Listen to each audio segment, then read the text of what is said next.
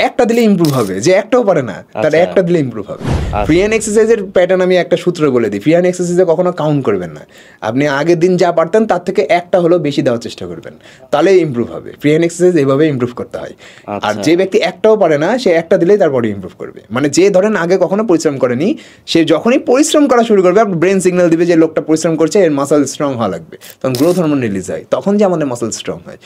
আর ধরেন আপনি আগে থেকে 100টা দেওয়া অভ্যস্ত, আপনি 50টা করে দেওয়া শুরু করলেন, তাহলে আপনার ব্রেন কি করবে, বলবে যে এই তো আর আগের মতো 100টা করে দেয় না, 50টা করে দেয়, তাহলে লাভ হবে না, রিস্ট্রেন্ট একটু কমাই দিই। মানে আপনি যখনই আগের তুলনায় পরিশ্রম কমাবেন মাসল কমবে।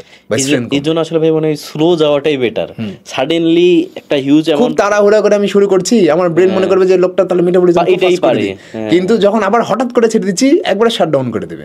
কিন্তু স্লোলি গ্র্যাজুয়ালি ইনক্রিজ করতে হবে। আর এইটা ধরা যাবে না যে রোজ করতে হবে, সপ্তাহে 4 দিন 5 দিন, কোন একটা সপ্তাহ পুরোটা আমি ট্যুর দিয়েছি সমস্যা নাই, বাকিগুলো আমি মেনটেন করবো।